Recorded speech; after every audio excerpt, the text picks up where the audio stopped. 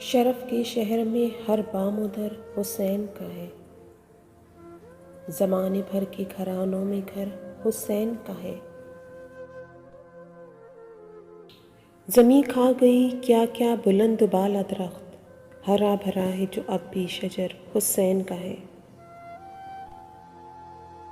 حضور شاف محشر علی کہیں کہ یہ شخص گناہ گار بہت ہے مگر حسین کا ہے۔ قتل حسین اصل میں مرگ یزید ہے، اسلام زندہ ہوتا ہے ہر کربلا کے بعد۔ خون حسین کی جھلک آج تک شفق میں ہے، پوچھے کوئی یزید سے تیرا ستم کدھر گیا۔ واقعہ کربلا کے بعد امام زین العابدین رضی اللہ تعالیٰ عنہ نے کبھی ٹھنڈا پانی نہیں پیا۔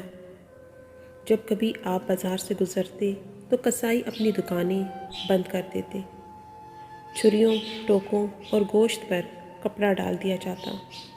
آپ کبھی مسکرائے نہیں تھے، ہر وقت روتے رہتے۔ آپ کے خادم نے عرض کی، حضرت اتنا تو نہ رویا کریں، تو آپ پھر رونے لگے اور فرمایا، حضرت یعقوب علیہ السلام کا ایک یوسف گم ہوا تھا، پھر مل گیا تھا، لیکن اس ایک کی جدائی میں رو رو کر ان کی بینائی چلی گئی تھی، اور مصطفیٰ کریم صلی اللہ علیہ وآلہ وسلم کے تو سارے یوسف چلے گئے، میرا تو پورا خاندان ہی میرے سامنے ذبح کیا گیا، میں کیسے مسکراؤں۔ سوال یہ نہیں کہ جب سب نے بیعت کر لی تو حسین نے کیوں نہیں کی، سوال یہ ہے کہ جب حسین رضی اللہ تعالیٰ عنہ نے بیعت نہیں کی تو دوسروں نے کیسے کر لی۔